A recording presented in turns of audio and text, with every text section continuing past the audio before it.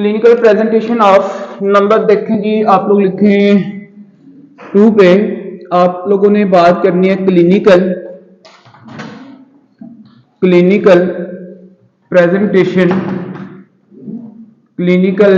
Presentation of inguinal hernia. Inguinal hernia आपके पास वो hernia थी जो, हाँ जी, हर्निएटेड पार्ट लाई अबव इंग्वाइनल लिगामेंट, इसकी आप लोग बात कर चुके थे। अच्छा जी, हमने ये बात की थी कि inguinal hernia divided into 2 types, indirect and direct. Indirect और डायरेक्ट में हमारे पास ये भी कंसेप्ट था कि इनडायरेक्ट जो आपके पास है मोस्ट कॉमन थी बच्चों के अंदर, फिर बच्चों वाली एज के हिसाब से भी फिर प्रेजेंटेशन होगी ना, एज के हिसाब से भी आपको देखना होगा एग्जाम में जब क्वेश्चन आएगा तो आपको उसी टाइम पता चल जाएगा। जो डायरेक्ट थी वो आपके पास ओल्डर एज में थी और उन लोगों में जिनमें intra abdominal pressure repeatedly raise होता था ड्यू टू क्रोनिक कॉन्स्टिपेशन या फिर क्रोनिक कफ की वजह से, तो ये आप लोगों ने बात की थी। तो सो लिखे clinical presentation depend upon age, clinical presentation depend on age. Age के हिसाब से हमने चीज को जो है ना यहाँ पे देखना होगा, ठीक होगा जी, विच टाइप ऑफ हर्निया। अच्छा, अब यहाँ पे देखेंगे, आप लोगों ने देखा था कि जनाब अली यहाँ पे लिख लें इनडायरेक्ट, ये साइड पे जरा लिख लीजिए, इनडायरेक्ट हर्निया की बात की थी आपने और आप लोगों ने बात की थी जी डायरेक्ट हर्निया की। दो आप लोगों ने पॉइंट्स यहाँ पे इसके देखे थे। अब जो इनडायरेक्ट हर्निया की आपने बात की थी वो चाइल्ड और यंग में ज्यादा थी, चाइल्ड या फिर यंग एज की आप लोगों ने बात की थी। फिर उसके बाद डायरेक्ट जो आपके पास हर्निया थी वो आपने ओल्डर एज में बात की थी, ओल्डर एज। नेक्स्ट प्लीज, या फिर आपने प्लस इसके साथ साथ देखे थे कुछ रिस्क फैक्टर थे।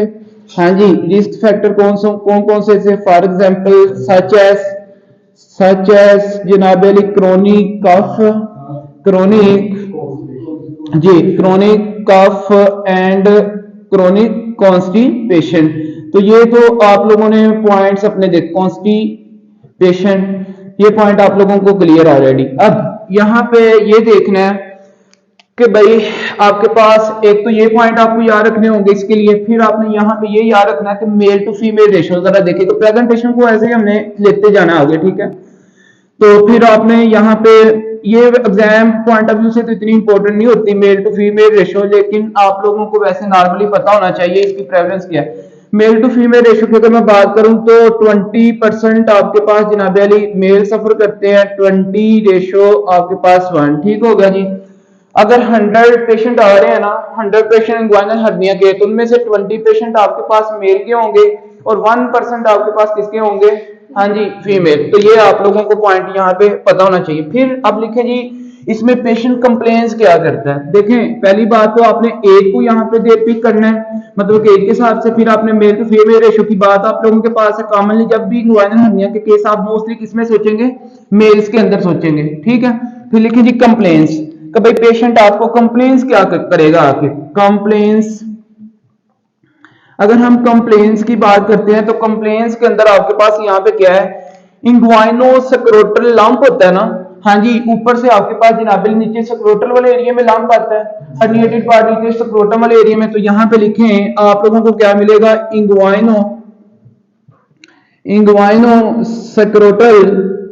Scrotal lump. यहाँ पे पेशेंट आपको ये कहते हैं कि डॉक्टर साहब पता नहीं कि इस इंग्वाइनल वाले एरिया में आप कोई ना कोई मास सा निकला हुआ है और समझ नहीं आ रही कि ये मास की सब। फिर बाद में आप लोग उसको ऑन एग्जामिनेशन देखते हैं, ठीक हो गया जी।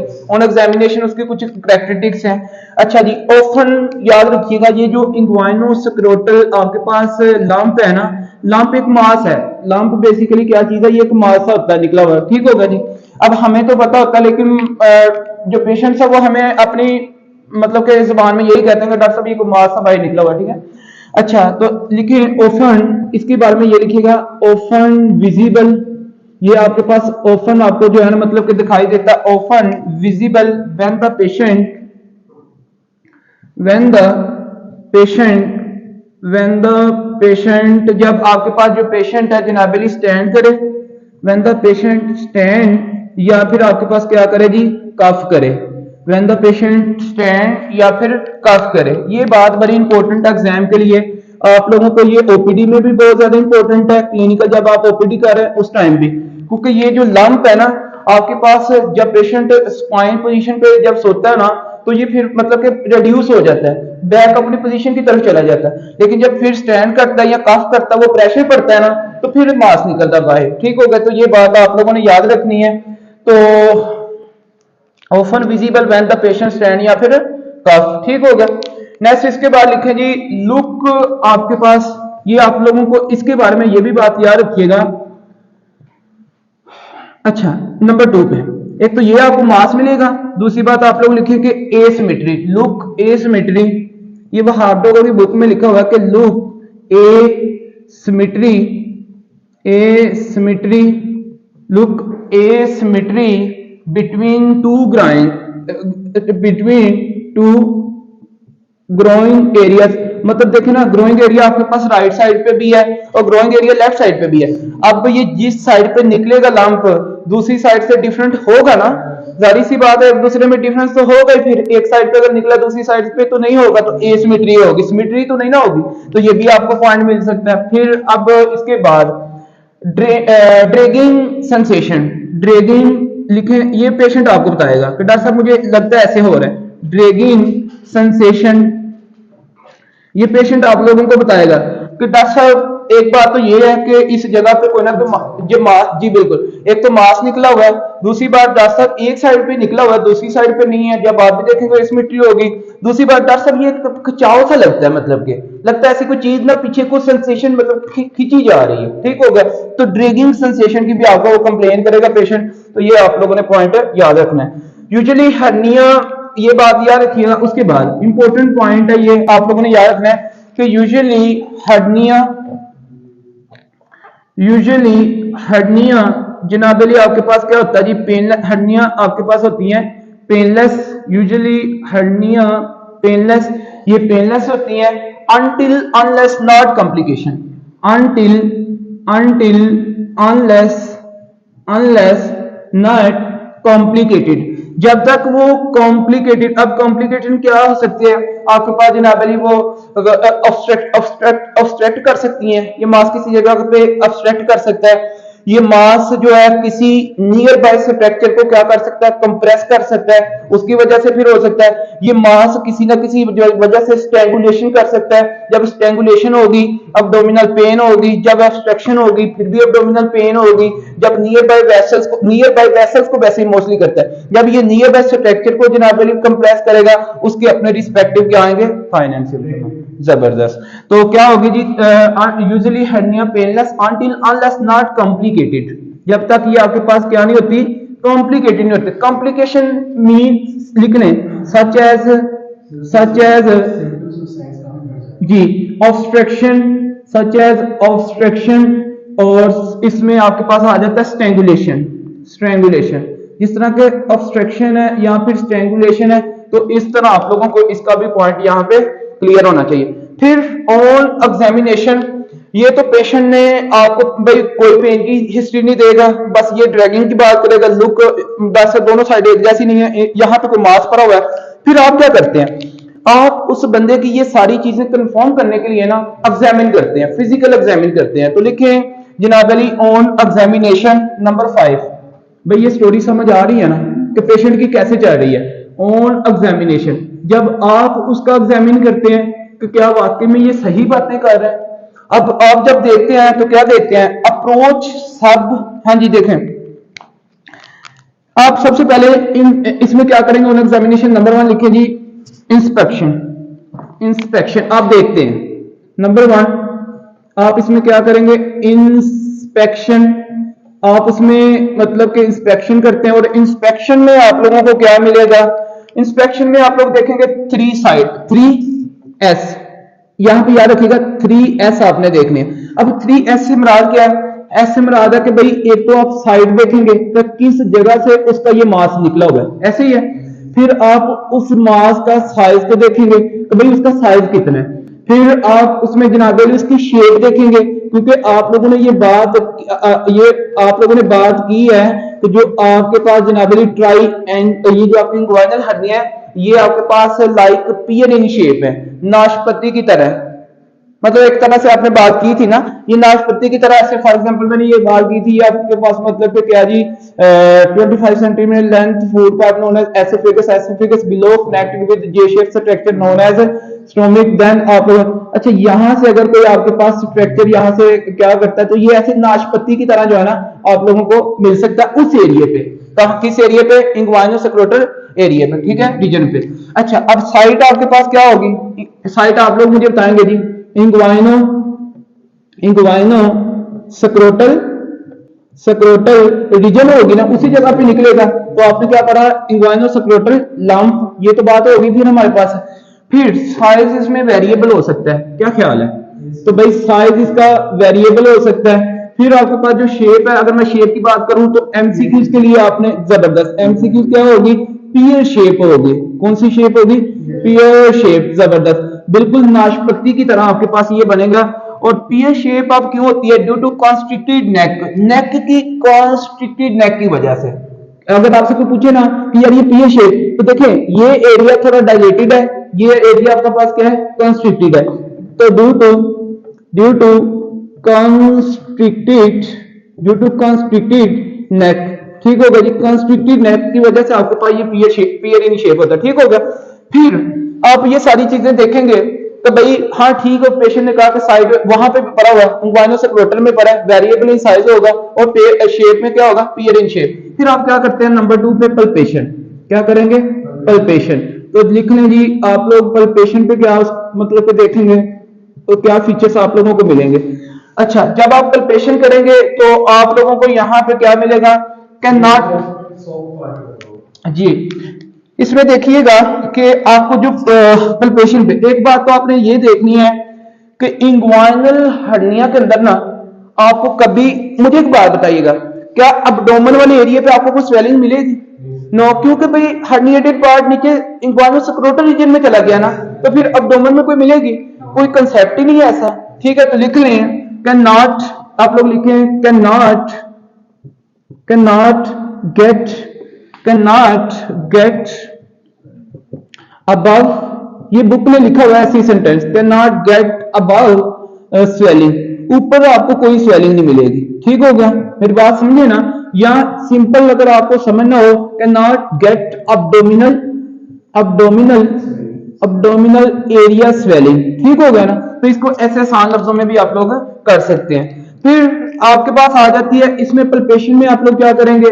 आप सरफेस देखेंगे ना, जो तो सरफेस आप जिस सरफेस पे हाथ लगाएंगे ना वो आपको क्या मिलेगी? सॉफ्ट। क्या मिलेगी? सॉफ्ट। मतलब ये आपको जो हर्निएटेड पार्ट है ये सॉफ्ट मिलेगा, ठीक होगा। नंबर 2, उसके बाद आप लोग देखेंगे स्मूथनेस। भाई उसकी जो स्मूथनेस आप जब चेक करेंगे ना तो इसकी जो स्मूथनेस है वो रेगुलर होगी, बिल्कुल रेगुलर स्मूथनेस होगी, ये आप लोगों को पॉइंट पता है। फिर उसके बाद आप लोगों को पता होना चाहिए जिसकी सराउंडिंग है, क्या? इसकी सराउंडिंग। अगर हम सराउंडिंग की बात करें तो आपके पास जनाबल इसमें सराउंडिंग जो है वो नॉर्मल होंगी, बिल्कुल नॉर्मल सराउंडिंग्स आपको मिलेंगी। अच्छा फिर आप लोगों को नंबर 4 पे जनाबली जो टेम्परेचर है, ये पॉइंट याद रखिएगा, until unless not complicated hernia temperature will be normal। Temperature आपके पास क्या होगा? नॉर्मल होगा, कोई टेम्परेचर नहीं होगा। आपको पता है हर्निया यार अक्सर मतलब कि हर्निया होती है तो किसी को कोई टेम्परेचर हो तो वो तो बंदा उसी टाइम आ जाता है हॉस्पिटल के अंदर, लेकिन जब वो कॉम्प्लिकेशन होती है तो फिर फीवर वगैरह होती है, एब्डोमिनल पेन होती है, वो अभी बाद में लिखते हैं, इंशाल्लाह वो भी आपको कंप्लीट हो जाएगा, ठीक है। अच्छा लिखे नंबर 5 पे टेम्परेचर के बाद लिखे tenderness. What is meant by tenderness? Pen on touching. Tenderness का मतलब क्या है? हाँ जी, क्या रेडनेस? हाँ वो रेडनेस की तो बात अभी करते हैं ना, स्वेलिंग तो नीचे वाले एरिया में होगी। अच्छा अब ये जो है ना टेंडरनेस का मतलब क्या जी? Pain on touching. Pain on touching, pain आपको मतलब कि टच करने पे क्या होती है जी? इस बंदे को आप हाथ लगाएंगे ना तो पेन ऑन टचिंग का मतलब क्या है? अगर तो अब मुझे ये बताएं पेन ऑन टचिंग होगी इस बंदे को? पेन तो एब्सेंट है ना, एब्सेंट है तो एब्सेंट क्या होगी जी? यहाँ पे ये टेंडरनेस क्या होगी? एब्सेंट। लेकिन अनटिल अनलेस नॉट कॉम्प्लिकेटेड, जब कॉम्प्लिकेटेड होगी, अगर कोई ऑब्स्ट्रक्शन है, अगर स्ट्रैंगुलेशन है, तो फिर मतलब कि पेन हो सकती है, लेकिन नॉर्मली एब्सेंट होती है। ठीक हो गया ना। तो टेंडरनेस का मतलब क्या है? Pen on touching. फिर आगे आप लोग बात करेंगे जी, इसकी एक पॉइंट बड़ा इंपॉर्टेंट है एग्जाम पॉइंट ऑफ व्यू से ना, ये डिफरेंशियल डायग्नोज है, इसका भी आपको पता होना चाहिए। ट्रांस लिखें प्लीज, ट्रांस ल्यूमी, ट्रांस ल्यूमिनबिलिटी, ये पॉइंट ऐसे लिखा हुआ है, इसका मतलब क्या है जी? ट्रांस ल्यूमिनबिलिटी का मतलब ये है कि आपके पास जो हाइड्रोसील है ना जी, जो आपके पास हाइड्रोसील है, एक कंजेनिटल हाइड्रोसीलिक डिजीज है, कंजेनिटल हाइड्रो, एक साइड पे लिखे नोट लिखे कंजेनिटल हाइड्रोसील। अब ये भी इसी जगह पे ना, जो इंग्वाइनल एरिया ना, इसी जगह पे पानी मतलब कि पड़ जाता है अराउंड द स्क्रोटल। ठीक है, जब आप अराउंड द स्क्रोटल पानी को देखते हैं तो वहां पे ये जो ट्रांस इल्यूमिनेबिलिटी है ना, ये इधर प्रेजेंट होती है, लेकिन यहाँ पे इसमें क्या होती है जी? एब्सेंट होती है। ये यहाँ पे एब्सेंट है क्योंकि इसमें किसी किस्म का कोई वो फ्लूइड वगैरह नहीं होता, लेकिन यहाँ पे इसकी इंशाल्लाह हम बात करेंगे। इसमें आपके पास जो है ना ट्रांस इल्यूमिनेबिलिटी आपके पास क्या होती है जी? प्रेजेंट, इसके अंदर प्रेजेंट होती है, लेकिन इसके अंदर क्या होती है जी? एब्सेंट होती है। ये भी आपने पॉइंट एक तरह से याद रखना है इसका। ये डिफरेंशियल डायग्नोज। उसके बाद लिखे, अब इसके बाद यार मुझे ये बताएं, क्या आप लोग क्लिनिकली डायग्नोस नहीं बना सकते हर्निया का? फिर इतनी सारी बातें हैं सारी, तो एब्सोल्युटली क्लिनिकल डायग्नोस एक तरह से। ठीक है, तो ये नीचे आप लोग एक तरह से नोट एक साइड पे लिख लें कि भाई इसका जो इन्वेस्टिगेशन है ना, इन्वेस्टिगेशन। अब ये तो सारी की सारी इसकी मतलब कि वो होगी ऑन एग्जामिनेशन, आपने इंस्पेक्शन देख ली, पल्पेशन देख लिया आप लोगों ने, ठीक होगा जी। अब उसके बाद आप लोग लिखें, एक टेस्ट आता है, ये लिख लिया, एक test exam point of view से ना, एक टेस्ट आप लोगों को पता होना चाहिए। इसमें लिखें जी कि रिंग अक्लूजन टेस्ट। अब लिखें ring occlusion test, ring occlusion, और ये आप ओपीडी में करते हैं। ठीक है, रिंग अक्लूजन टेस्ट। अच्छा जी, अब रिंग अक्लूजन टेस्ट का मतलब क्या है? इसकी बात है, आपको एक बड़ी ना तरतीब में लिखना है इसको, क्योंकि मैं समझाने की कोशिश करूंगा। अच्छा जी, ring occlusion test help in to differentiate, हाँ जी, to differentiate between direct hernia, direct and indirect hernia, direct and indirect hernia. इसकी हम बात करते हैं। आपने क्या करना होता है जी? आपने ask to patient,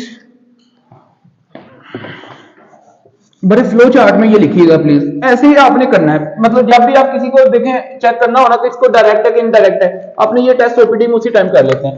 have to differentiate between direct and indirect hernia.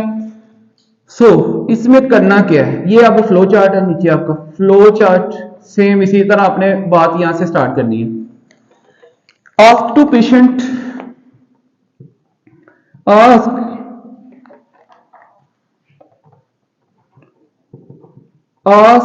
To patient, patient को आपने कहना है कि जनाब अली ask to patient reduce hernia, reduce hernia या herniated part, reduce herniated part by मुझे एक बात बताएं, मैंने अभी थोड़ी देर पहले बताया ना आपको कि हर्निया कब हमें नजर आती है? जबरदस्त। या जब का आपने क्या कहना है? आस्क टू पेशेंट रिड्यूस, इसको गायब करो, हर्निएटेड पार्ट बाय, हाँ जी, लाइंग, जबरदस्त, बाय लाइंग, या फिर अच्छा जी बाय, इसको मतलब कि लाइंग वो बंदा आपके साथ कर सकता है, या फिर मैन्युअली, बाय मैन्युअली मतलब कि हाथ के साथ ना, या तो वो लेट के करे तो यहाँ उसको क्या करे, हाथ के साथ बैक साइड पे कर ले, ठीक होगा, रिड्यूस करे। अच्छा, जब वो ये काम कर ले, जब हर्निएटेड पार्ट बैक साइड पे चला जाए, देन आपने क्या करना है जी, then doctor place thumb, doctor की बात हो रही है अब, doctor place self thumb, self thumb, अपने थंब को क्या करे जी, मतलब कि रखे ओवर डीप इंग्वाइनल रिंग, कहां पे, डीप इंग्वाइनल रिंग। मेरी बात समझे कि नहीं समझे? Doctor place self thumb over deep inguinal ring. अब ये डीप इंग्वाइनल रिंग की मैंने कल आप लोगों को लोकेशन बताई थी। Deep inguinal ring lie 1.25 centimetre 1.2 centimetre above mid, हाँ जी, mid inguinal point, inguinal point या लिगामेंट, वही आपकी मतलब की बात आ जाती है, ठीक होगा जी। तो ये आपने पॉइंट यहां पे आके आपने रखना है, ठीक होगा जी, अपना थंब। और फिर जब आपने अपना थंब रख लिया, आस्क टू पेशेंट, जब आपने, उसने पहले क्या किया, अपने हर्निएटेड पार्ट को रिड्यूस किया, आपने पॉइंट आउट किया इस एरिया को जहां पे डीप इंग्वाइनल रिंग है, वहां पे अपना थंब रख लिया, फिर आगे क्या किया, आस्क टू पेशेंट, पेशेंट को कहा टू कफ फोर्सफुली,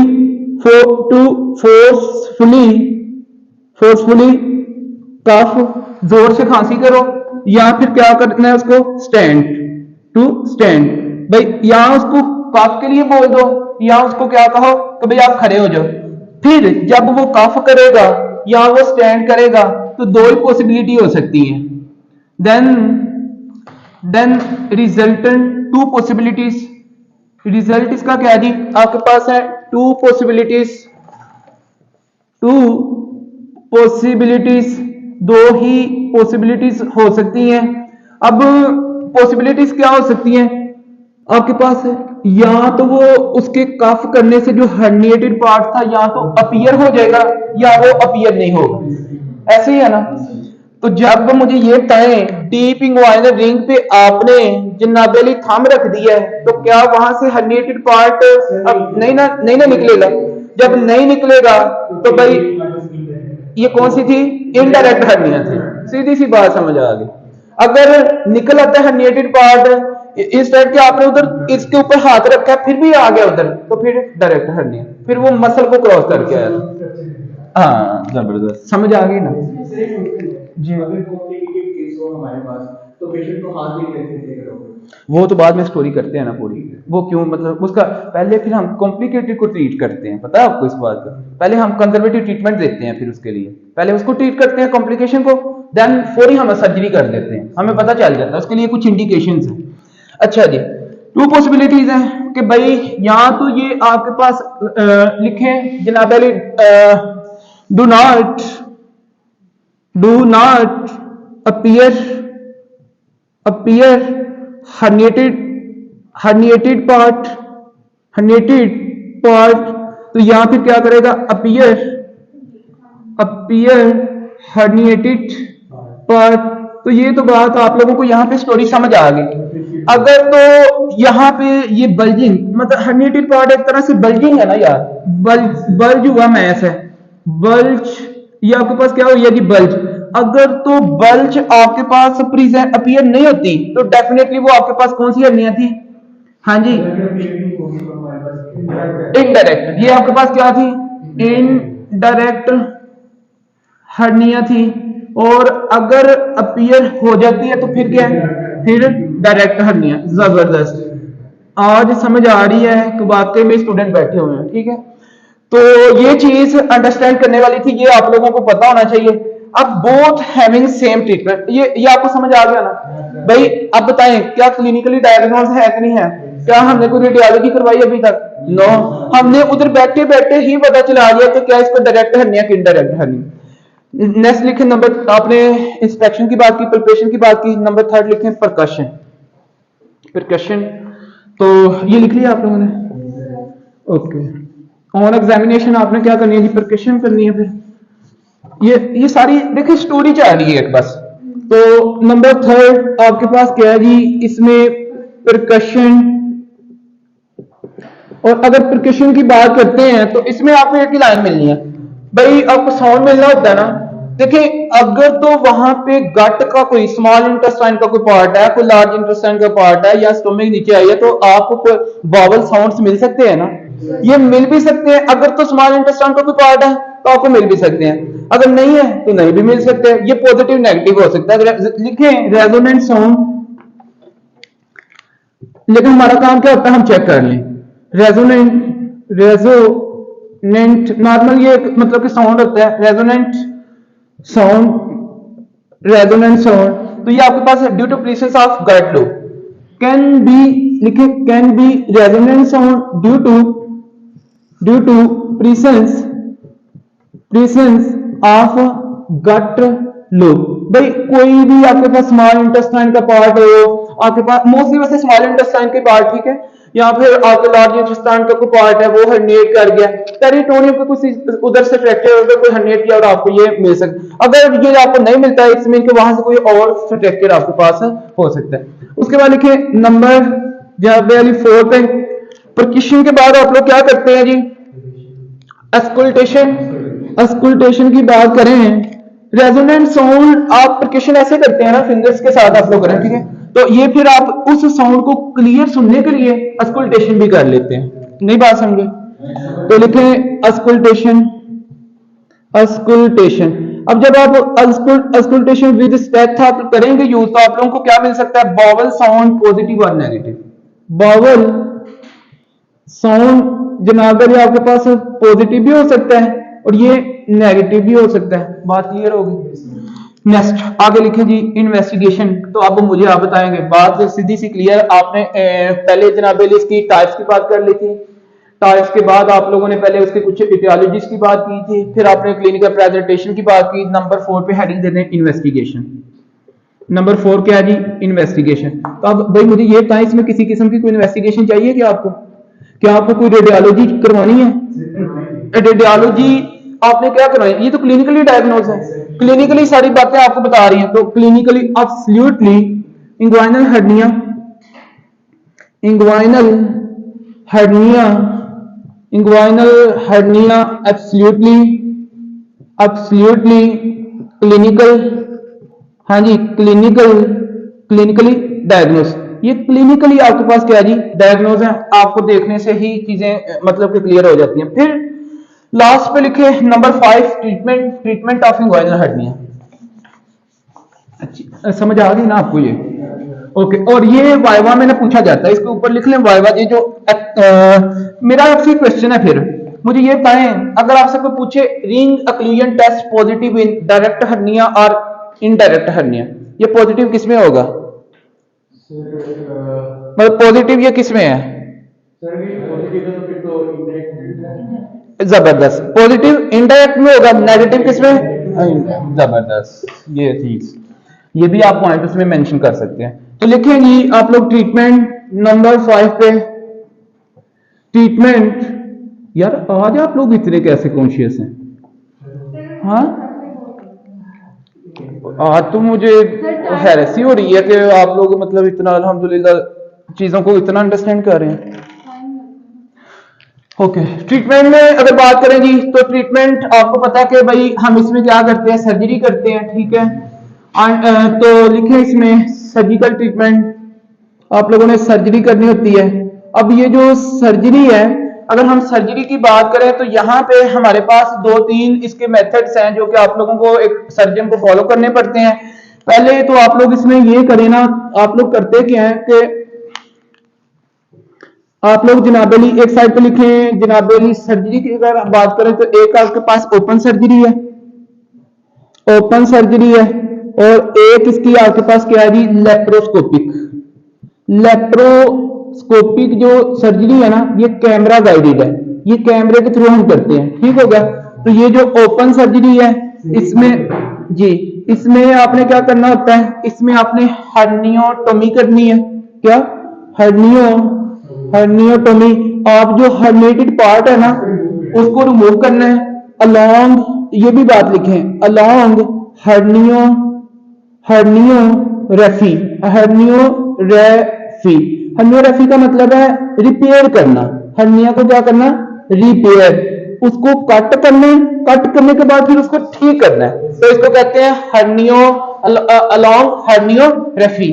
तो ये आप लोगों ने पॉइंट इसके जो है ना मेंशन करने हैं। उसके बाद अच्छा हर्नियोटोमी में तो आपके पास ये है ना कि आपने जनाब इसमें ऑक्सीजन ऑफ द, ऑक्सीजन देना है, oxygen, oxygen of herniated part, उसको आपने कट कर देना है, तो इसको आपने रिपेयर टू, रिपेयर आपने इसको करना है हर्निया, रिपेयर टू हर्निया, इसका मतलब ये होता है। ठीक होगा जी। अब इसके अंदर कुछ हमारे पास जो है ना मेथड्स हैं, तो लिख लें, आपके पास एक एमसीक्यूज है, इधर एक साइड पे लिखें, एमसीक्यूज बहुत ज्यादा इंपॉर्टेंट है ये। एमसीक्यूज क्या है जी कि नोअडेज, लिखें नोअडेज, नोअडेज आजकल आपके पास ये चल रहा है ना, नोअडेज प्रोसीजर ऑफ चॉइस, हाँ जी प्रोसीजर, ये एमसीक्यू है जी, प्रोसीजर, प्रोसीजर ऑफ चॉइस, कि आजकल जिस प्रोसीजर को आप लोग मतलब कि कंसीडर करते हैं ना वो आपके पास क्या है, उसका वो आपके पास जनाब अली है, लिखें इसमें mesh repair, mesh repair, mesh repair, आप मतलब कि वहां पे क्या करते हैं जी, एक जाली रखते हैं और इस मैश रिपेयर में जनाब अली आपके पास क्या है, इसका नाम है, इस मेथड को कहते हैं मैश रिपेयर, के सामने लिखिएगा, इसका एक प्रॉपर नाम है Lichten, Lichtenstein, Lichtenstein procedure, हाँ जी क्या है, लाइकन स्टीन रिपेयर या फिर प्रोसीजर, तो ये आप लोग करते हैं, इसका नाम कभी कभार पूछा जाता है, आजकल आप लोग ये कर रहे हैं। ठीक होगा जी। तो nowadays procedure of choice mesh repair, आप क्या करते हैं, हर्नियोटोमी करते हैं, हर्नियोटोमी करते हैं, बजाय इसके को वहां पे आप उसको रिपेयर करें, रिपेयर करने की बजाय आप वहां पे मैश को रख देते हैं, बात समझ रहे हैं ना, उधर जाली एक रख देते हैं। ठीक होगा जी। तो ये उस मेथड को क्या कहते हैं, लाइकन स्टीन रिपेयर। ठीक हो गया, तो ये आपने पॉइंट याद रखना है। अच्छा जी, अब उसके बाद अच्छा जब आपने हर्नियोटोमी करनी है, आपने जनाब अली उसको कट कर दिया, या फिर कभी कभार ऐसे होता है हर्नियोटोमी भी लोग नहीं करते, कभी कभार ऐसे लोग करते हैं कि वो जो हर्निएटेड पार्ट है ना उसको रिड्यूस करके ना, रिड्यूस करके उसको ऊपर जाली लगा देते हैं।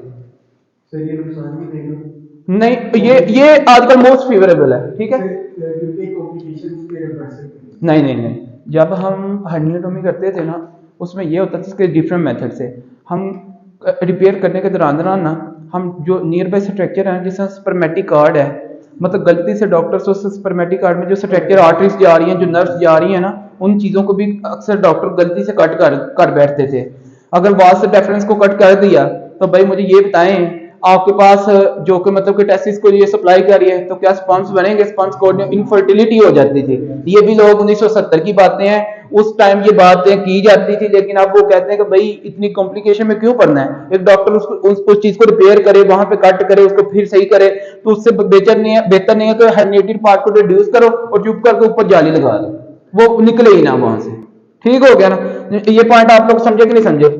अच्छा जी, जब आप अच्छा एक और बात, जब आप हर्नियोटोमी करते थे, ये मतलब काट उतार के उसको रिपेयर करना स्टार्ट करते थे, तो उसमें पेशेंट को कुछ 3 से 4 हफ्ते फिर वेट करना पड़ता था, रेस्ट करने पर। अब जब आप जाली ऊपर रख देते हो तो इसमें क्या होता है कि विद इन 1 वीक वो बंदा अपने नॉर्मल रूटीन में आ जाता है। ये भी बात इसमें ये भी बेनिफिट है। ठीक हो गया जी। अच्छा, अब आप क्या करते हैं, इसमें आपने इसके अंदर इसके अंदर करना क्या है, थोड़े से सेंटेंस लिखें। नंबर 1, आप इसमें इंसिजन देते हैं, आपने एज ए सर्जन इंसिजन दिया, इंसिजन देने के बाद आपने नंबर 2 क्या किया, reduce herniated part, reduce herniated, क्योंकि ये आजकल मोस्ट फेवरेबल है इसलिए मैं बस बताने लगा। रिड्यूस हर्निएटेड पार्ट को आपने रिड्यूस किया। नंबर थर्ड, अच्छा जी, इस पे आपने रिड्यूस में क्या करना है कि पेरिटोनियम, रिड्यूस में हर्निएटेड पार्ट तो कोई भी हो सकता है ना, तो मतलब जनाब अली वो आपके पास पेरिटोनियम, पेरिटोनियम या फिर इसका कोई इट्स कंटेंट, कोई इसका कंटेंट हो सकता है, ठीक है, जो पेरिटोनियम के अंदर चीजें हैं, ठीक हो गया ना। तो back into abdomen, back into into abdomen, abdomen में उसको आप क्या करें, बैक ले जाएं, ठीक हो गया जी। जब आप बैक उसको ले जाएंगे तो देन इन पेरिटोनियम पर फिर आपने क्या करना है, नंबर थर्ड, जब आपने, या बल्कि इस तरह करें, जब आप उसको बैक ले गए फिर देन ऑन दैट एरिया, फिर आपने उस एरिया के ऊपर क्या करना है जी, आपने प्रोलीन मैश को सेट, प्रोलीन प्रोलीन मैश, ये एक प्रोलीन मैश है, इसको आप लोग फिर क्या करते हैं, सेट करते हैं, ठीक हो गया जी। प्रोलीन मैश के ऊपर इसको फिर सेट कर देते हैं। लेकिन ये जो आप मैश इससे सेट करते हैं ना, तो आप इस मैश में से एक सुराख को, मतलब क्या है, ये मेरे पास जो है ना, फॉर एग्जांपल मैं कहता हूँ जी जाली है, अब इस जाली को हमने रखना है आपके पास, एक तो पेरिटोनियम कंटेंट जहां से आ रहा था उस साइड से लेकर, और साथ में जो डीप इंग्वाइनल रिंग है उसको भी, उसका सराउंडिंग को कवर करना है। लेकिन आपको पता है डीप इंग्वाइनल रिंग से इंग्वाइनल कनाल जो आपके पास है, वहां से स्पर्मेटिक कॉर्ड भी गुजरेगी, वहां से round ligament of the uterus भी है फीमेल का। अब आप क्या करते हैं कि वहां से स्पर्मेटिक कॉर्ड की जगह को निकाल लेते हैं, उसमें से स्पर्मेटिक कॉर्ड को गुजार लेते हैं पहले मैश में से, नहीं बात को समझे, ताकि फिर स्पर्मेटिक कॉर्ड की जो स्ट्रक्चर वो डिस्टर्ब ना हो, ठीक हो गया। तो ये भी आपने पॉइंट याद रखना है कि prolene mesh is on that area set, आपने पेरिटोनियम या content back into abdomen, on that area set prolene mesh. और इसके साथ साथ ये भी लिखे हैं कि आल्सो आल्सो जनाब आप लोगों ने लिखना है कि prolene mesh is placed, prolene mesh is placed, इसको भी रख लें, प्रोलीन मैश को भी रखें जनाब, कहां पे, on deep inguinal ring, on deep inguinal ring. तो ये ऐसे आप लोगों को जो है ना, मतलब कि कभी वो कहते हैं ना कि यार हमने एक जाली रखी है, कभी कहते हैं हमने दो जालियां रखी हैं, ऐसे डॉक्टर अक्सर आपको मतलब कि जो है ना जब हॉस्पिटल में ये लोग जाते हैं तो उनको ये बात बताई जाती है, ठीक हो गया। तो अब मैंने बताया कि हर्नियोरेफी भी हम करते हैं। अब इन हर्नियोरेफी को हमने सारी तो नहीं देखनी, अब ये तो बहुत सारे मेथड्स है, लेकिन आजकल ये हो नहीं रहे। लेकिन लिखें नेम ऑफ द हर्नियोरेफिस, हर्नियोरेफिस के नेम लिखें, एक साइड नोट लिख लें। अच्छा, ये आपको पॉइंट पता चल गया ना, लाइकन स्टेन रिपेयर में आपने क्या करना है, जाली रखते हैं, ठीक है, सिंपल। अब वो बाद में है ना आपका, अभी तो इसको कर लें पहले, ठीक है। अच्छा जी, अब एक साइड पे लिखें नेम ऑफ हर्नियोरेफिस, क्योंकि ये पूछा जा सकता है, नेम्स ऑफ हर्नियोरेफिस, हर्नियोरेफिस जो आपके पास, इसके जो मेथड आप लोग करते रहे 1970 की ऑलमोस्ट ये बातें हैं। नंबर 1 लिखें एस शोल्डर ईस, ये स्पेलिंग देख लीजिएगा, ठीक है, इसका यही नाम है, शोल्डर ईस रिपेयर्स, एक ये मेथड है।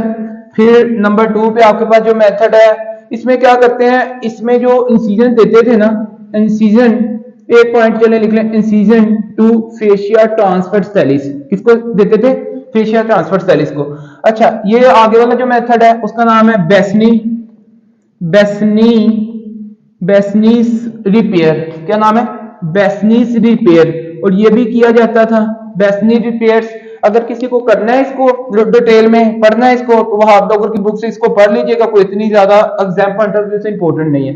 लेकिन ये चीजें आपको हॉस्पिटल में जब जाएंगे, आजकल तो वही है, लाइकनस्टीन रिपेयर चल रही है, मैश वाला सिनेरियो चल रहा है, अब ये रिपेयर वाला सिस्टम वैसे ही खत्म कर दिया हुआ है, तो इसलिए ये हॉस्पिटल में भी नहीं किए जाते और आप लोगों को पता। अच्छा, फिर इसके बाद लिखें नंबर 3 पे लाइटल, लिखें जी लेटल मेथड, लेटरल मेथड भी एक इसी का था, रिपेयर वाला मेथड था, ये भी किया गया। फिर उसके बाद लिखें नंबर 4 पे डार्निंग रिपेयर। नाम क्या है जी? Darning repair. अब ये जो सर्जन थे उनके नाम पे ही है, ठीक है, उनके ये अपने अपने नेम्स हैं, ठीक है। तो उन्होंने जिस बंदे ने जो किया उसने अपना उसका नाम रख दिया, ठीक है, उस टाइम पे। डार्निंग रिपेयर का सेकंड नेम लिखें, इसका सेकंड नेम है, सेकंड नेम, इसका जो सेकंड नेम आपके पास है वो है जी MAL, मॉल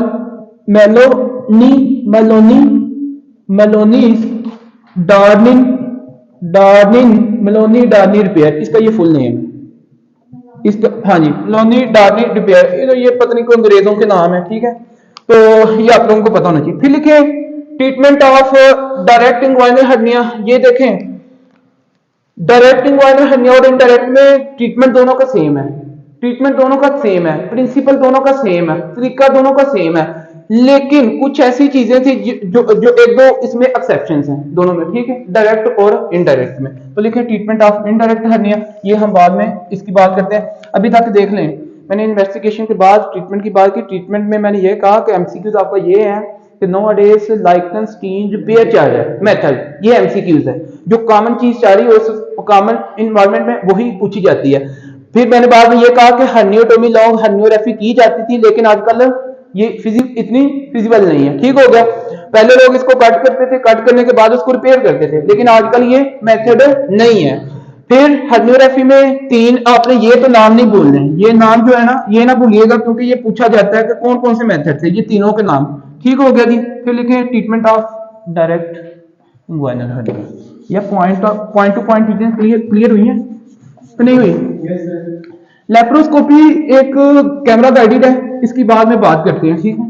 तो लिखें ट्रीटमेंट ऑफ, ये एक नोट भी लिख लें, कोई मसला नहीं है। Treatment of direct inguinal hernia. Direct inguinal hernia का जो ट्रीटमेंट है इसके ऊपर बात करते हैं। इसमें लिखें कि ट्रीटमेंट तो वही सर्जरी है, क्या ट्रीटमेंट है? सर्जरी है, लेकिन इसमें और इसके साथ साथ ये भी लिखें कि प्रिंसिपल ऑफ ऑपरेशन, लिखें principle of operation are the same as, हाँ जी, same as those of the indirect hernia, as for indirect hernia. तो ये तो बात आप लोगों ने यहां से अपनी क्लियर कर ली, लेकिन एक्सेप्शन क्या है? एक्सेप्शन भी लिख लें कि भाई एक्सेप्शन इसमें ये है ना कि बेसनी रिपेयर लिख लें, बेसनी रिपेयर अभी आपने देखा ना ये किए जाते हैं, बेसनी रिपेयर। उसके बाद मेलोनी डार रिपेयर, ये जो रिपेयर है ना is no longer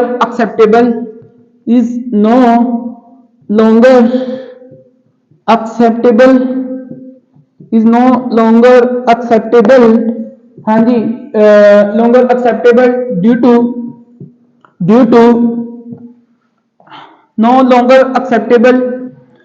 due to जनाब अली हाई रीऑकरेंस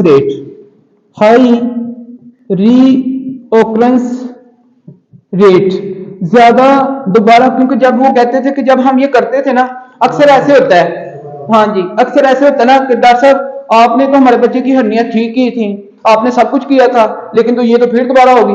मेरी सिस्टर का छोटा बच्चा था, मुझे याद है अभी उसकी एज थी तकरीबन मैक्सिमम 5 से 6 मंथ्स की ना, छोटा बच्चा था, ठीक है। 3 दफा उसका ऑपरेशन हुआ।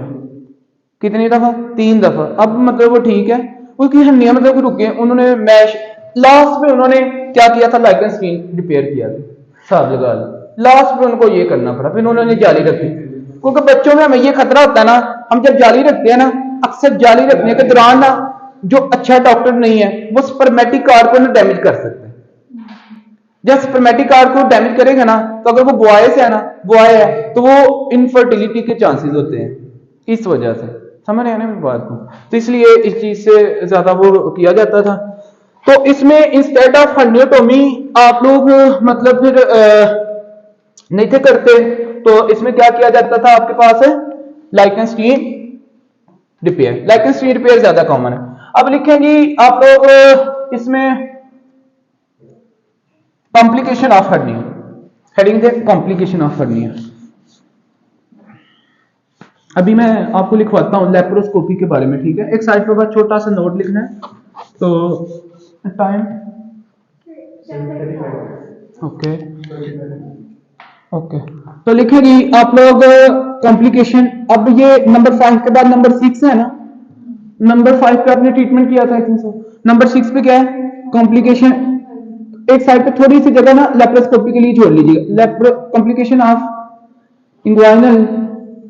इंग्वाइनल हर्निया, इसमें आपके पास जो कॉम्प्लिकेशन हो सकती है वो आपके पास क्या है जी। अगर कॉम्प्लिकेशन की बात करें तो आपके पास जनाब अली क्या हो सकती है ऑब्स्ट्रक्शन। ये अच्छा यहां से एमसीक्यू आता है जी, मैं आप लोगों से एमसीक्यू बनाऊंगा यहां से ही, और आप लोगों से लास्ट पे मैंने पूछना है।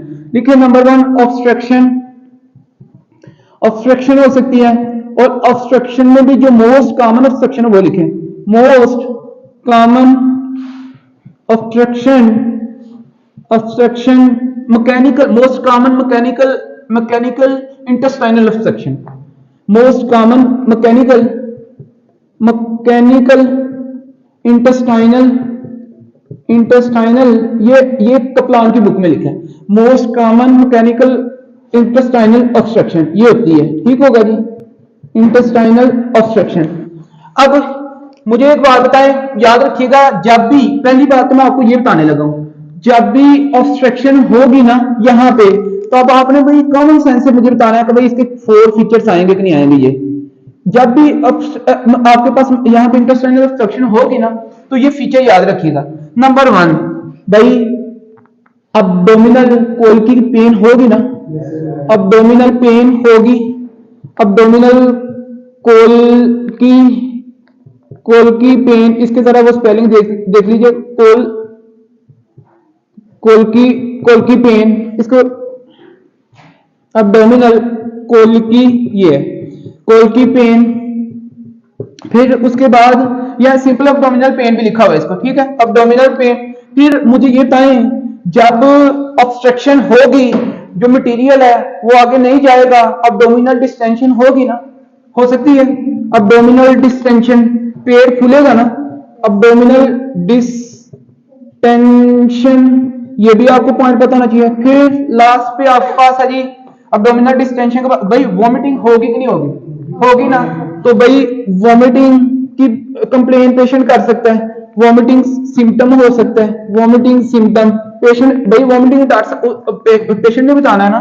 तो फिर उसके बाद भाई कॉन्स्टिपेशन हो सकती है कि नहीं होगी, कॉन्स्टिपेशन, पेन ड्यूरिंग कफ ऑब्स्ट्रक्शन में, जी बिल्कुल, क्योंकि वो नीचे नहीं जाएगी तो फिर जाहिर सी बात है पेन होगी। हाँ जी, कॉन्स्टिपेशन, ये आपके कितने 1 2 3 4 फीचर तो आपने कभी भी यहाँ पे नहीं बोलने, और ये आप लोगों को पॉइंट यहाँ से पता होना चाहिए। फिर इसके बाद लिखे कोल की पेन है, अब्डोमेन की पेन ना, मतलब कि ये सारी बंदा जो है ना इस पूरे अब्डोमेन में उसको पेन होगी, ठीक है, ये इसका पॉइंट होगा। अब्डोमिनल कोल की पेन, एक होती है फ्लैंक पेन, एक होती है लॉइन पेन, एक होती है ग्रोइंग पेन, एक होती है कोल की पेन। ये 5 पेन्स हैं, flank pain, growing pain, loin pain, most common in the acute pyelonephritis, जब आप किडनी के अंदर बढ़ते हैं, ठीक है। तो ये कोल की पेन, कोल की क्लोन वर्ड यूज हुआ था, पढ़ते ना क्लोन लार्ज इंटेस्टाइन, तो ये कोल की मतलब वो ट्यूब की पेन की, क्योंकि उसमें ऑब्स्ट्रक्शन है उसकी वजह से, नहीं बात समझे मेरी। अच्छा नेक्स्ट प्लीज आगे देखें। अच्छा जी, अब इसमें हमारे पास क्या है जी, लिखे स्ट्रैंगुलेशन, भाई एक ऑब्स्ट्रक्शन हो सकती है ना कॉम्प्लिकेशन में, दूसरा यहां से भाई एमसीक्यू था मैंने ऊपर लिखा है अभी, लिखे नंबर 2 पे ऑब्स्ट्रक्शन, अगर सॉरी स्ट्रैंगुलेशन में क्या होता है कि आपके पास जनाब अली बल्क आ जाना, ठीक है, वहां पे नियर बाय स्ट्रैंगुलेट कर जाना किसी चीज का, हाँ जी बिल्कुल ऐसे ही है। तो अब इसमें लिखे जी स्ट्रैंगुलेशन के अंदर लिखे हैं जो आपके पास फीचर्स आएंगे, अब्डोमिनल पेन लिखें, इसमें भी स्ट्रैंगुलेशन में क्या है फीचर्स, फीचर्स इसके भी क्या है जी आपके पास abdominal pain, abdominal pain, abdominal pain होगी। उसके बाद नेक्स्ट लिखें जी not pass to any gas, not pass to any gas, किसी किस्म की कोई गैस मतलब कि पास नहीं करेगा, ठीक है। बल्कि इसमें भी कॉन्स्टिपेशन है तो किसी किस्म की कोई गैस पास है पेशेंट मतलब अब से आप पूछेंगे वो बताएगा कि नहीं करेगा। फिर इसके अंदर एक और फीचर लिखें पर रेक्टल ब्लीड, पर रेक्टल ब्लीड भी हो सकती है, ये भी पॉइंट आपको कॉम्प्लिकेशन में पता होना चाहिए। फिर जब ब्लीड होगी पर रेक्टल तो मुझे ये बताएं ब्लड, ब्लड अगर देखें आपके पास परफ्यूजन ऑफ द ब्लड को कहते हैं जी शॉक, ठीक है। तो जब ब्लड का जैसे ब्लड आपकी बॉडी से निकलेगा तो बॉडी का ब्लड कम होगा ना, तो आपके पास बीपी कम होगा, जब बीपी कम होगा तो बंदा एक टाइम ऐसा है कि बंदा शॉक में जा सकता है ना, बंदा शॉक में जा सकता है, बंदे की कंफ्यूजन होती है, इवन बंदा को चक्कर आएंगे, बंदा में भी के बेहोश भी हो सकता है। तो कहने का मतलब ये है कि शॉक पॉजिटिव भी हो सकता है, शॉक नहीं भी पॉजिटिव नहीं भी हो सकता, पॉजिटिव और नेगेटिव। नहीं बात समझे मेरी? अच्छा जी नेक्स्ट आगे देख लेते हैं। अब हमारे पास क्या है जी,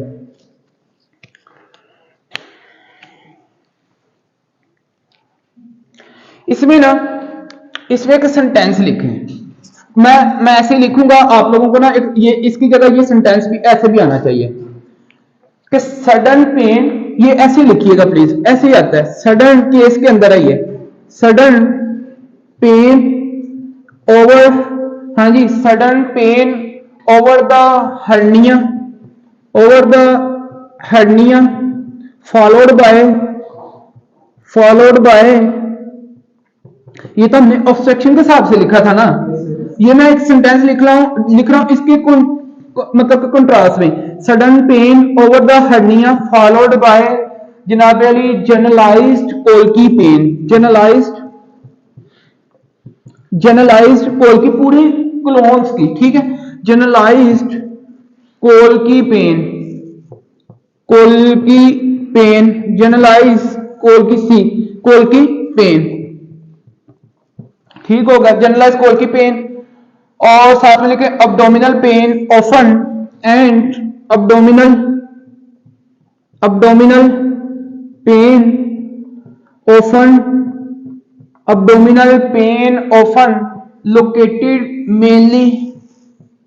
located mainly around the umbilicus, ठीक होगा जी अराउंड द अम्बिलिकस। तो ये ऐसे सेंटेंस आता है कि डॉक्टर साहब एक तो ये पूरे अब्डोमेन में ऐसा लग रहा है कि जैसे पेन है, मतलब कि ऐसे वो ना अम्बिलिकस के राउंड की बात करेगा, दूसरा डॉक्टर साहब इस जगह पे बड़ी पेन है, मतलब कि इंग्वाइनल एरिया पे भी बात करेगा और अब्डोमेन की भी बात करेगा। हर्निया का यही पेशेंट ऐसे sudden pain over the hernia followed by generalised colicky pain colon की abdominal pain often located mainly around the umbilicus. नहीं बात समझी? ये आप लोगों को पॉइंट यहां से पता होना चाहिए। फिर लिखें जी ये आपने नंबर 2 पे स्ट्रैंगुलेशन की बात की थी ना, नंबर 3 पे जो कॉम्प्लिकेशन है वो लिखें इररेड्यूसिबल हर्निया,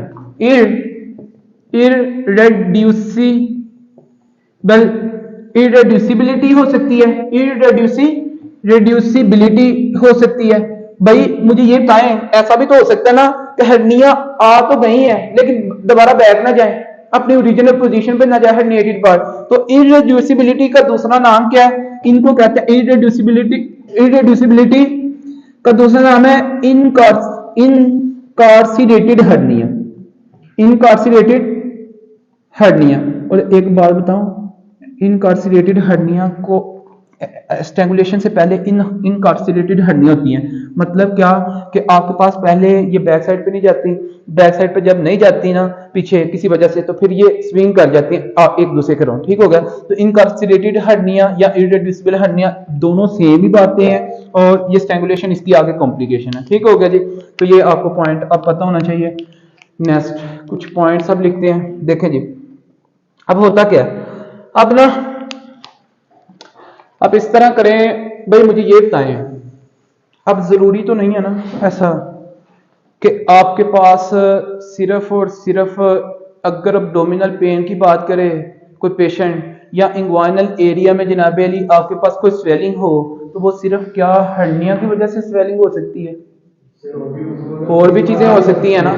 अगर अब बीइंग अ गुड डॉक्टर, फिर एक डॉक्टर को डिफरेंशियल डायग्नोज आने चाहिए ना, कि यार आया कि ये चीज अगर नहीं है तो फिर और क्या हो सकता है, तो लिखें डिफरेंशियल डायग्नोज, और क्या हो सकता है, ये आपने याद रखनी है चीजें, ठीक है।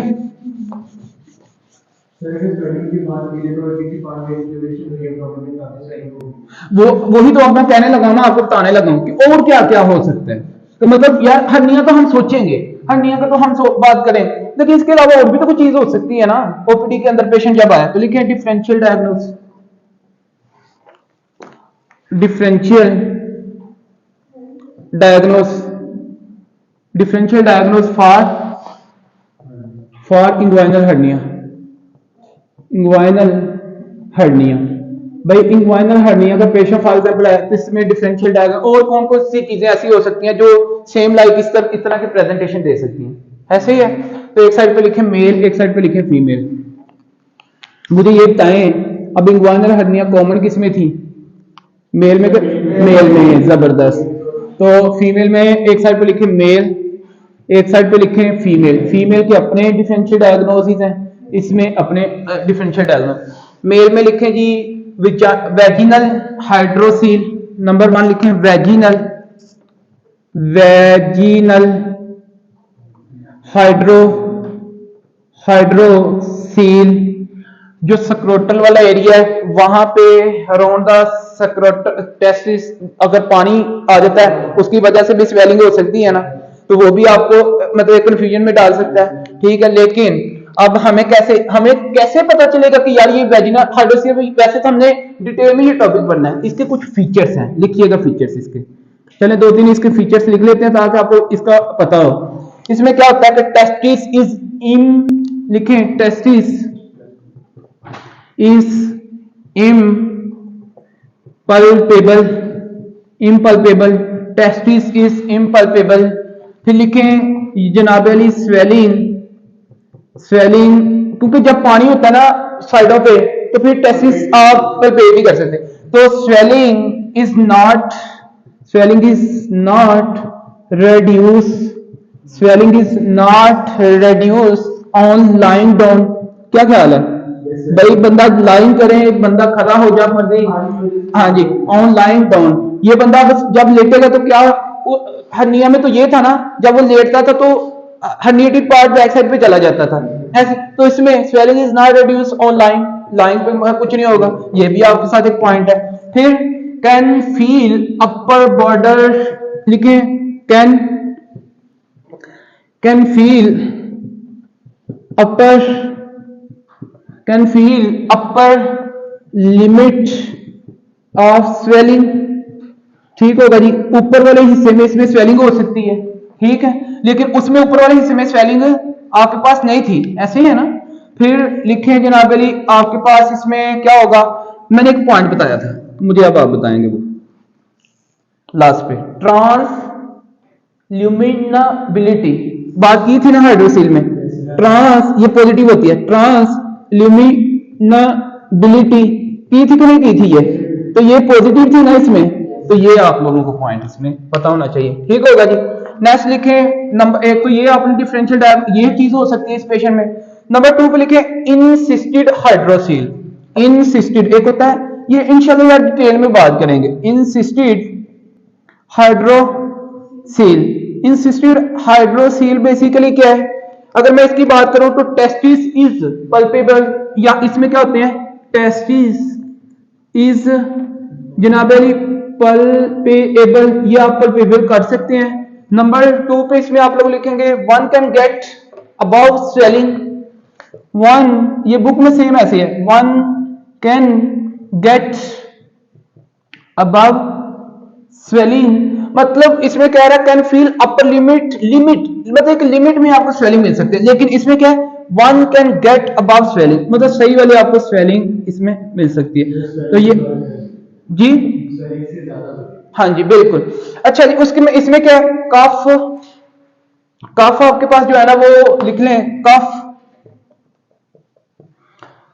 कफ impulse, impulse, cough impulse will be negative, will be negative, मतलब कफ करने से इसको किसी किस्म की कोई वो फर्क नहीं पड़ने वाला। उसमें तो हमें फर्क पता चलता था ना, लेकिन इसमें किसी किस्म का कोई फर्क पड़ने वाला नहीं। देखिए फीमोरल हर्निया इसी के साथ ही, भाई फीमोरल हर्निया भी तो हम कह ही सकते हैं ना, क्या ख्याल है, हम कह नहीं सकते फीमोरल हर्निया, लेकिन फीमोरल हर्निया का क्या था, herniated part lie below the inguinal ligament, हमने ये तो बात की हुई है। तो ये फीमोरल हर्निया की डिफरेंशियल डायग्नोज में लिख लें, फीमोरल हर्निया के बारे में हम सोच सकते हैं, लेकिन ये तो हमें बाद में पता चलेगा ना कि भाई फीमोरल हर्निया ये क्यों नहीं है। तो लिखे फीमोरल हर्निया में क्या था आपके पास जनाबे अली के स्वेलिंग, फीमोरल हर्निया में ये था, लिखे स्वेलिंग, लिखे जी swelling is, swelling is present, यार एक तो मार्क, स्वेलिंग इज प्रेजेंट, हाँ जी swelling is present below, below and lateral, below and lateral to pubic tubercle, to pubic tubercle. एक ये पॉइंट है और एक आपके पास ये पॉइंट है ना, एक तो हमने ये कहा कि स्वेलिंग इज प्रेजेंट बिलो, एक तो बिलो होगी और एक लेटरल टू प्यूबिक टबर्कल, हमने ये भी कहा। और दूसरा सेंटेंस हर्निएटेड पार्ट लाई बिलो इंग्वाइनल लिगामेंट, ये भी आपको पॉइंट। नेक्स्ट लिखे फीमोरल हर्निया के बाद अनडिसेंडेड टेस्टिस, इसी के साथ ही नंबर 4 पे अन डी, ये कभी नाम सुना है अनडिसेंडेड टेस्टिस का, अनडिसेंडेड टेस्टिस, टेस्टिस जो है ना नीचे, हाँ जी नीचे एब्डोमेन से नीचे नहीं आते, बिल्कुल जबरदस्त। तो इसमें क्या होता है कि सक्रोटम, इसमें फिर क्या होता है एम्प्टी, सक्रोटम एम्प्टी, सक्रोटम इज एम्प्टी। ये यार कंपैक्ट, देखिए कोई इतनी बहस करने वाली बात है इसमें, बताए ना इसमें कोई बहस करनी, हाँ जब इसका टॉपिक आएगा इंशाल्लाह उसमें बहस भी करेंगे। अब यहाँ पे लिखे कोई यार लाइपोमा हो सकता है कि नहीं हो सकता, बड़ी कंपैक्ट, लोग इसके बारे में बड़ा सोचते हैं, मैं ये भी आपको बता देता हूँ। लाइपोमा बेसिकली क्या है, फैट का अकोमोलेशन हो जाना, फैट की वजह से, अगर फैट यहाँ पे है उसकी वजह से, मतलब इसको हम कैंसर भी नहीं कहते, ठीक है ना, ओमा वैसे तो हम कैंसर कहते हैं ना, तो फैट का एक जगह पे इकट्ठा हो जाना उसको लाइपोमा कहते हैं। और हम लाइपोमा की कुछ फीचर्स हैं फिर अपने, ठीक हो गया जी। तो इसके जो फीचर्स हैं वो लिख लें आप लोग, लाइपोमा ऑफ द स्पर्मेटिकोड, स्पर्मेटिकोड, लाइपोमा को बड़ा लोग यहाँ पे जो है ना कंसीडर करते हैं। इसमें क्या होगा, ये होगा आपके पास सॉफ्ट लोब्यूलेटेड, लोब्यूलेटेड आपके पास सॉफ्ट लोब्यूलेटेड स्वेलिंग, स्वेलिंग विच, हाँ जी विच इज इरेड्यूसिबल। भाई लाइपोमा मुझे बताए ना, जब ये होगा क्या ये बैक साइड पे जा सकता है, no, which is irreducible, irreducible, ये इरेड्यूसिबल है, ठीक होगा। एक तो ये फीचर है in the inguinal area, in inguinal area, तो ये इसका एक फीचर, रीजन या एरिया, आप लोगों को इसका पॉइंट पता होना चाहिए। अब इस तरह करें, हेडिंग दें।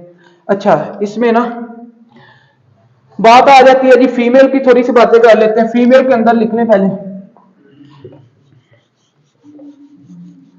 लिखे फीमेल में hydrocele of canal of the neck, hydrocele,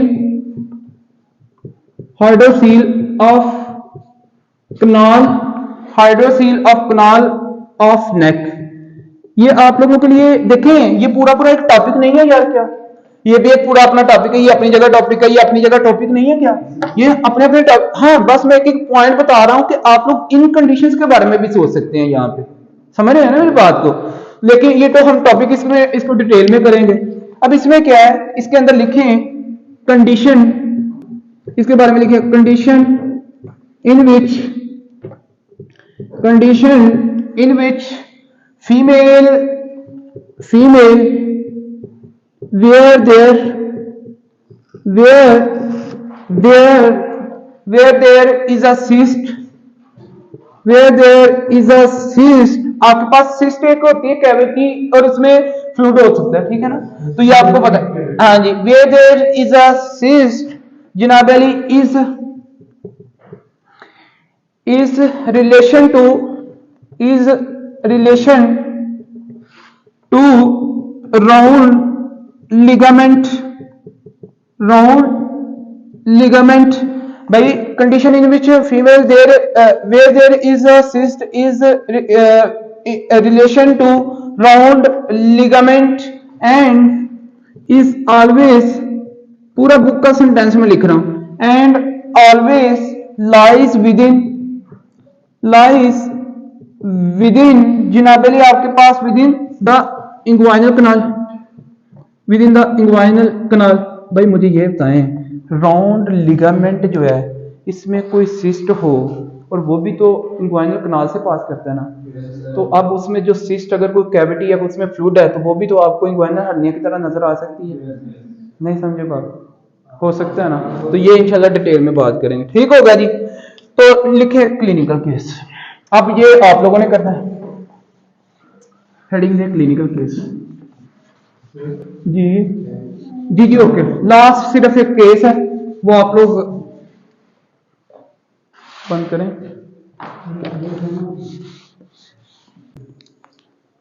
लिखिए clinical case,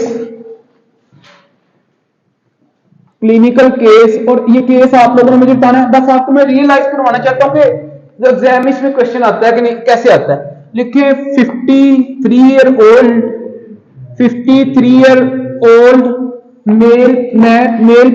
man patient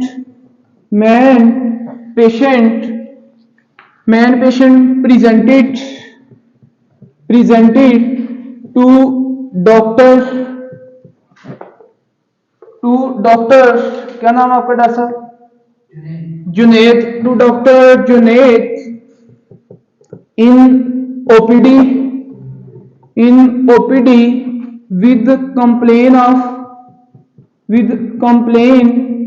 of हाँ जी abdominal with complaint of कोल्की abdominal pain, कोल्की भी है और साथ में क्या है कोल्की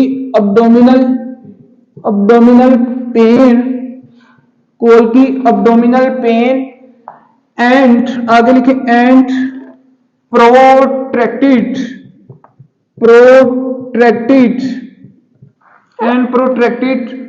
जनाब अली protracted projectile like एक वोमेंट है, protracted vomiting जनाब Ali for several days,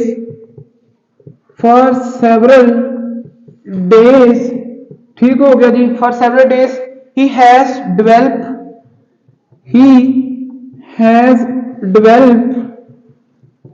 progressive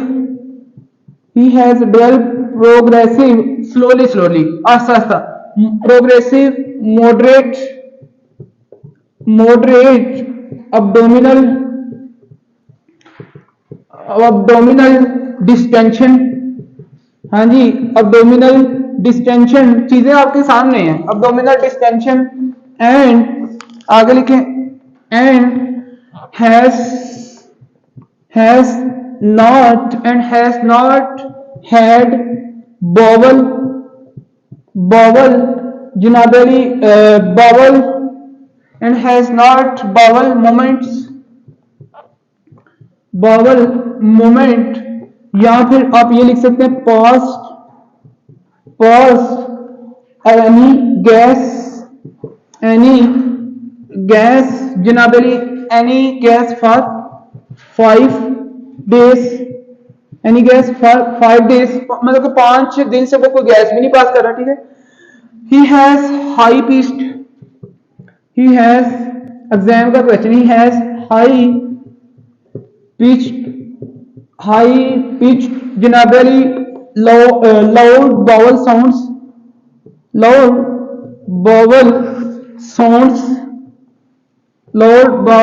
sounds that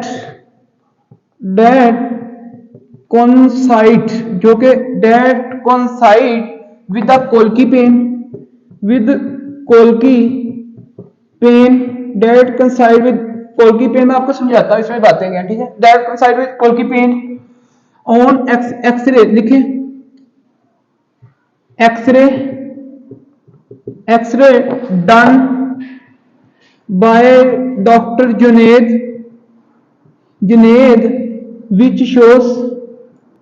विच जनाबली शोज जिसमें शो किया, हाँ जी, distended loop of small bowel, distended loop of small bowel, distended loop of small bowel. उसके बाद लिखें एंड हेयर फ्लूइड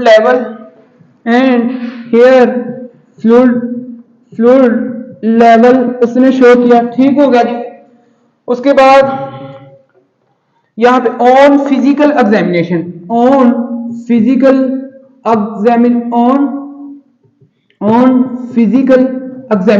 ओ से ऑन, पी से फिजिकल, ई से examination, on physical examination groin mass भी है, ठीक हो गया जी। And patient explain that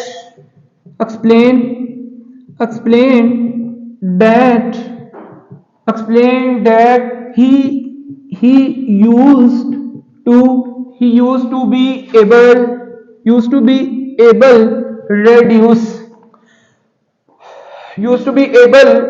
to, हाँ जी, able to, पेशेंट ऐसे कहता है कि टू पुश, हाँ जी, पुश इट बैक, तो मैं भाई इसकी बैक भी कर सकता हूं, वो डॉक्टर को बता रहा है। Patient explain that he used to able to push it back, वो बैक साइड पे भी इसको लेके जा सकता है, ठीक होगा जी। बट फॉर द, लिखें, but for the past 5 days, पिछले 5 दिन से, हैज बीन अनएबल, पिछले 5 दिन से वो इस काबिल नहीं है कि has been unable to push it back, ठीक हो गया ना। मोस्ट लाइकली डायग्नोस, भाई देखें ये सारी चीजें क्या आपने स्टोरी में पढ़ी नहीं है। अब देखें, अब इसमें एक डॉक्टर बड़ा कंफ्यूज हो सकता है, कैसे भला, मैं आपको बताऊं, देखें मैं जल्दी से मैं बताने लगा हूं। एक कोल की अब्डोमिनल पेन है, एक बात, अब ये एक कोल की अब्डोमिनल पेन है, दूसरी बात वोमिटिंग है, तीसरी बात जनाबली उसको अब्डोमिनल डिस्टेंशन, फिर any gas pass from the 5 days. अब यहां तक तो मुझे ये बताएं, एक फीचर, 2 फीचर, दूसरा, तीसरा एंड नंबर 4, ये तो कोई ऑब्स्ट्रक्शन बता रहा है ना, तो ये मैकेनिकल इंटेस्टाइनल ऑब्स्ट्रक्शन हो सकती है, ये तो उसके हमने फीचर पढ़ लिए थे 4, ऐसे ही है। फिर ही has high pitch lower vowel sound भी है। अच्छा, विद कोल्की पेन ऑन एक्सरे, अब क्या हुआ है, ये चीज डिस्टेंडेड लूप है, ठीक हो गया जी।